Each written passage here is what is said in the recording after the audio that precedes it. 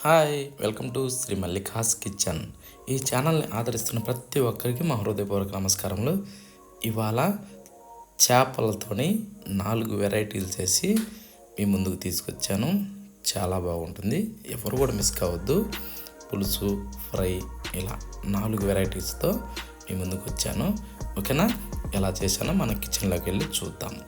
ముందుగా ఏంటంటే ఒక ఐటమ్కి చేపలు తీసుకున్నాను. ఇవి 2 రకాల చేపలు తీసుకున్నాను అన్నట్టు. దీనికోసం ముందు కొంచెం పసుపు వేసుకునేసి, 1 స్పూన్ సాల్ట్ వేసి, 1 స్పూన్ కారం కూడా వేసుకునేసి, కొద్దిగా అంతా నూనె వేసుకుందాం. ఇప్పుడు ఏంటంటే మిక్స్ చేసుకోవాలి. ఈ మిక్స్ చేసుకోవడానికి ఏంటంటే నూనె కొంచెం కంపల్సరీ అవసరం. అందుకనే కొద్దిగా ఈ ముక్కలకు మొత్తానికి పట్టుద్ది అన్నట్టు. వీటిని ఇప్పుడు ఒక అరగంట సేపు బాగా ఊరనివ్వాలి. మూత పెట్టేసి పక్కన పెట్టేసి, ఇప్పుడు ఒక బౌల్ తీసుకునేసి, ఒక నిమ్మకాయ కంటే కొంచెం ఎక్కువ చింతపండు తీసుకునేసి ఈ విధంగా విడదీసి అందులో వేసి నీళ్లు పోసి, దీన్ని కూడా ఏంటంటే ఒక 10 నిమిషాల సేపు అయితే బాగా నాననివ్వాలి. తీసి పక్కన పెట్టుకుందాం. ఇప్పుడు స్టవ్ ఆన్ చేసి ఒక ఫ్యాన్ పెట్టుకునేసి అందులో కొద్దిగా 1 స్పూన్ మందం నూనె వేసుకునేసి, ఎర్రగడ్డల్ని ఈ విధంగా సన్నగా పొడవుగా కట్ చేసి విడదీసి అందులో వేసుకునేసి, ఇప్పుడు వాటిలో కొన్ని అల్లం ముక్కలు, కొన్ని వెల్లుల్లి ముక్కలు, అవి తోలు తీసి వేసుకోవాలి. వేసుకున్న తర్వాత వీటినన్నిటిని కూడా కొంచెం బాగా ఫ్రై కానివ్వాలి.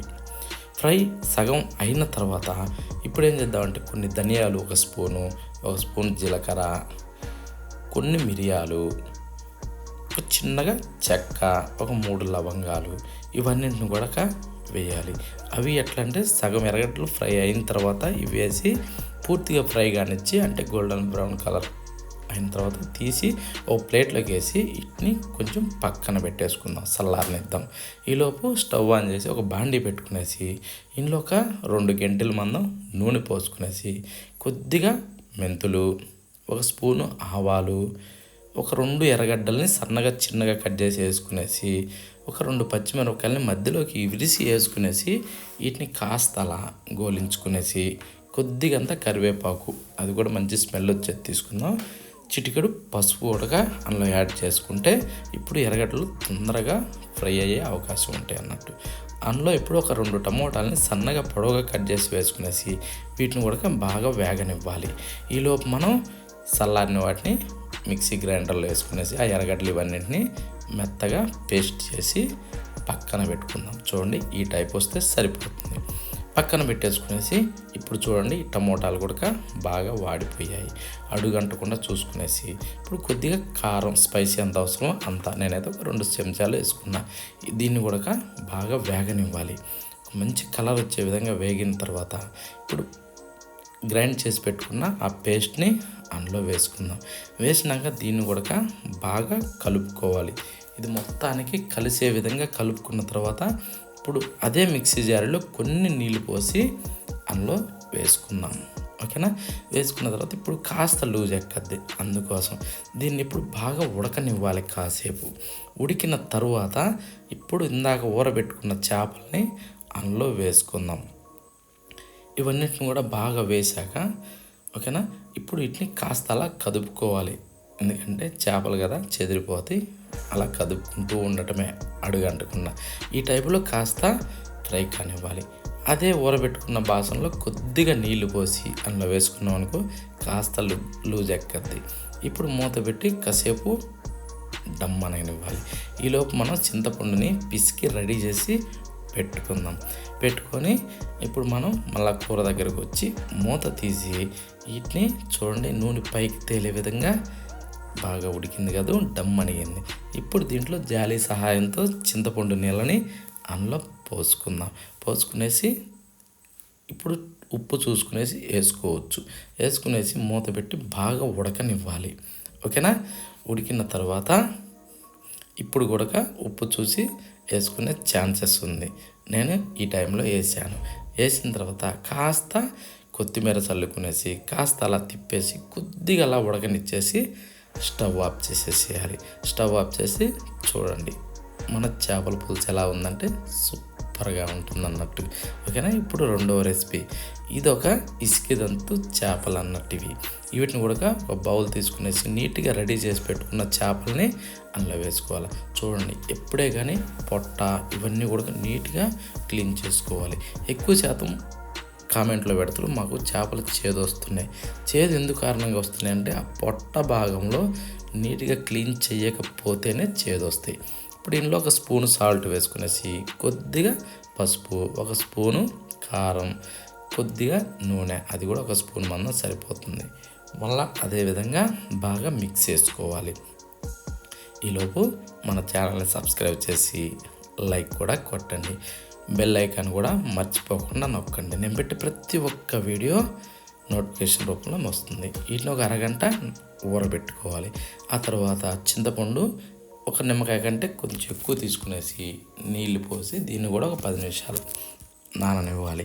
స్టవ్ ఆన్ చేసి ఫ్యాన్ పెట్టుకునేసి ఒక 2 స్పూన్లు ఆయిల్ వేసుకునేసి ఎర్రగడ్డలు, కొంచెం పచ్చి కొబ్బరి, వెల్లుల్లి రెమ్మలు తోలు తీసి వేసుకోవాలి.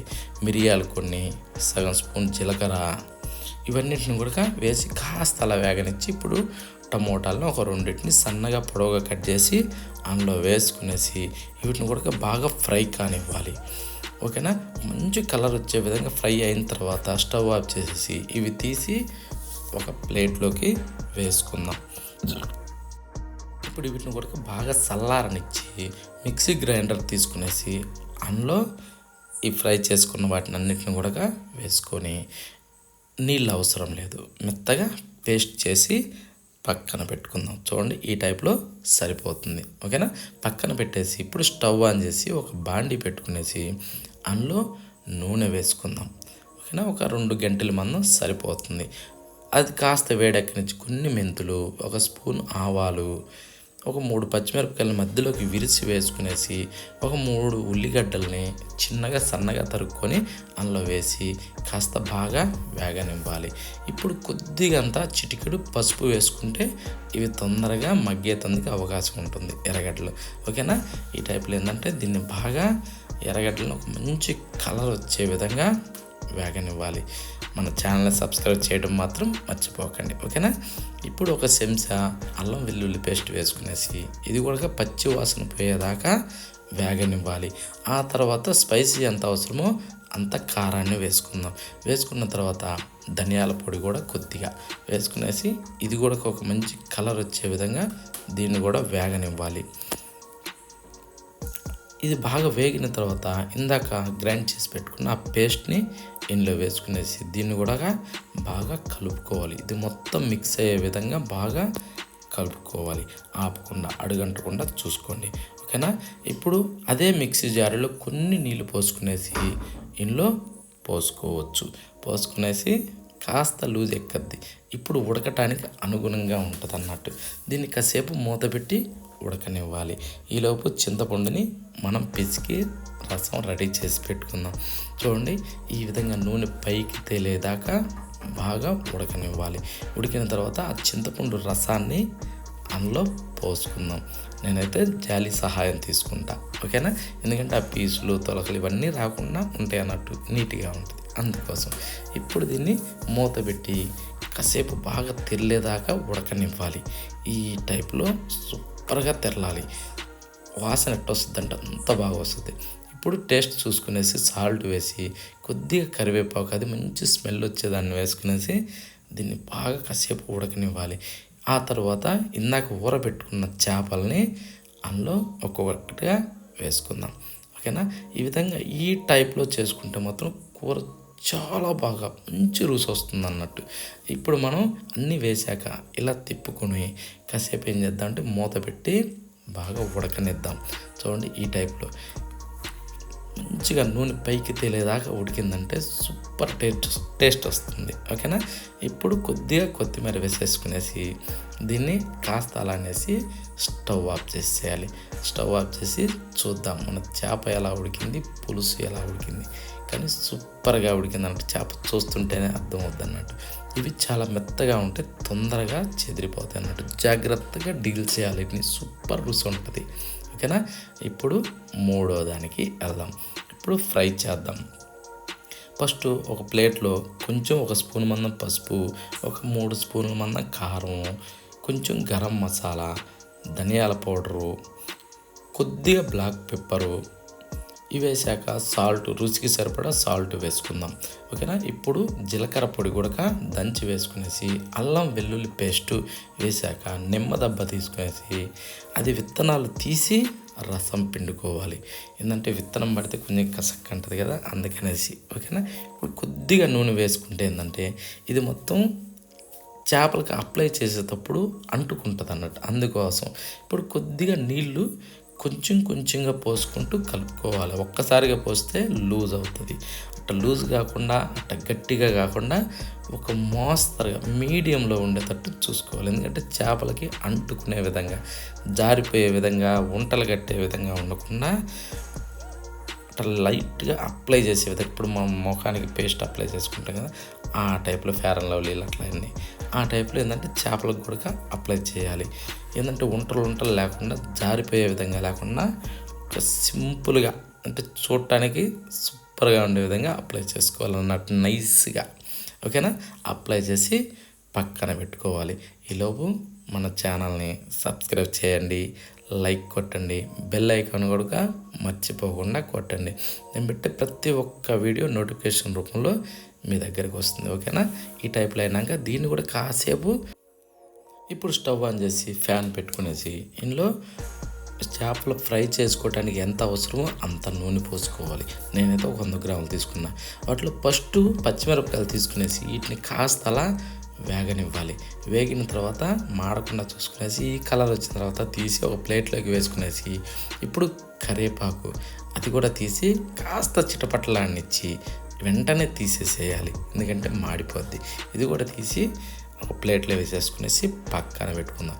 ఇప్పుడు బాగా ఊరిన చేపల్ని తీసుకునేసి ఒక్కొక్కటిగా అందులో వేసుకుందాం. వేడి నూనెలో, మరీ వేడెక్కిన నూనె కాకుండా ఒక మీడియం సైజులో ఉండేటట్టు చూసుకోండి.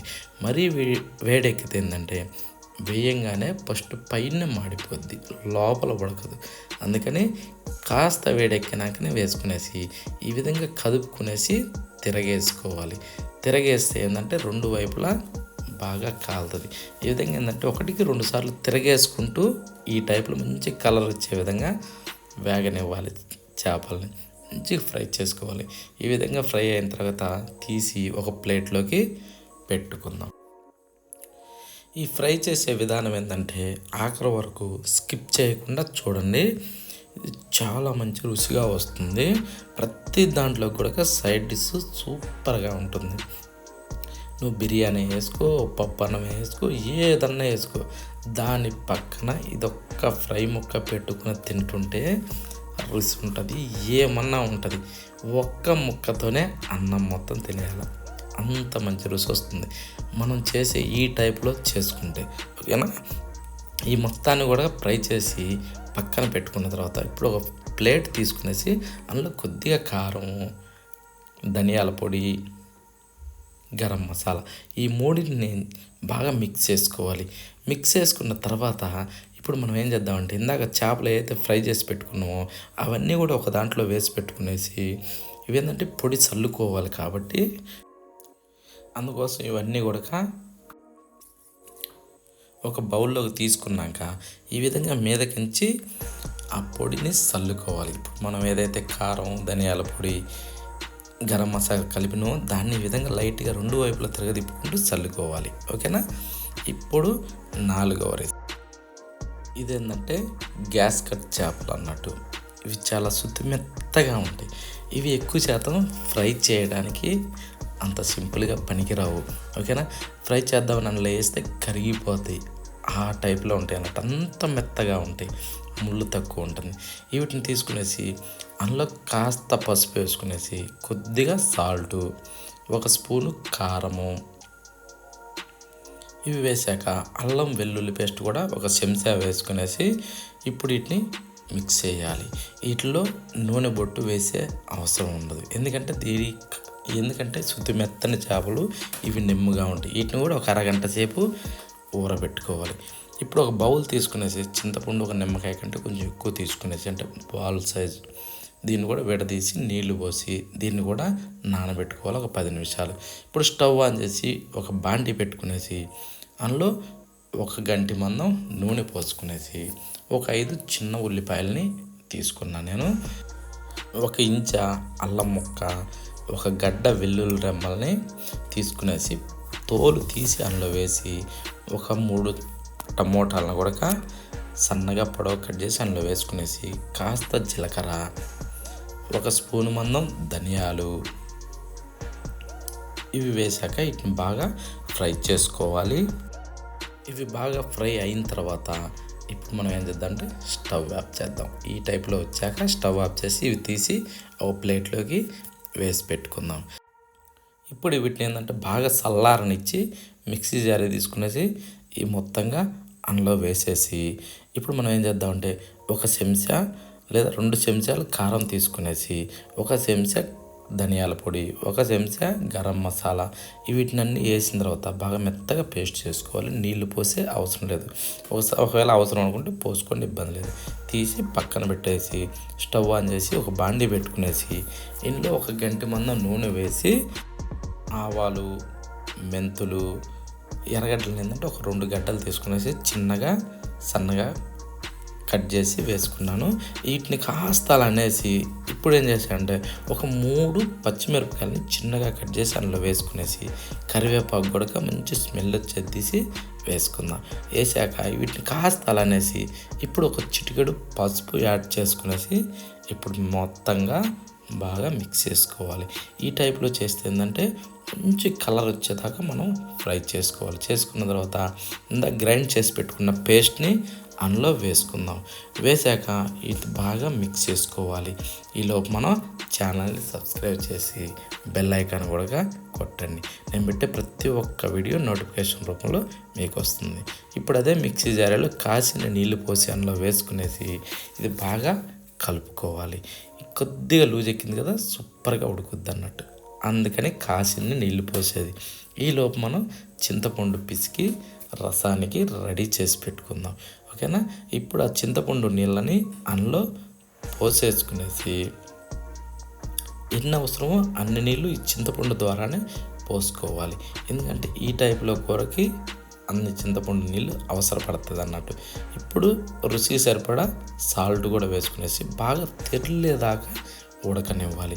ఉడికిన తర్వాత ఇందాక మనం ఊరబెట్టుకున్న ఈ గ్యాస్ కట్ చేపలు ఏంటంటే అందులో ఒక్కొక్కటిగా వేసుకుందాం. ఈ చేపలు ఏంటంటే చాలా శుద్ధి మెత్తగా ఉంటాయి, నోట్లో పెట్టుకోగానే కరిగిపోయే విధంగా ఉంటాయి అన్నట్టు. ముళ్ళు కూడా తక్కువ ఉంటుంది, చాలా మంచి రుచిగా ఉంటాయి అన్నట్టు. మిస్ కాకండి. ఓకేనా.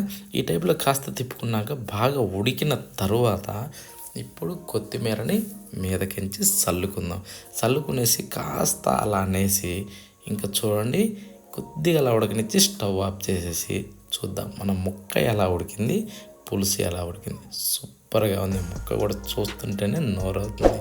ఎవ్వరు కూడా మిస్ కాకుండా ప్రతి ఒక్కరు కూడా ట్రై చేయండి.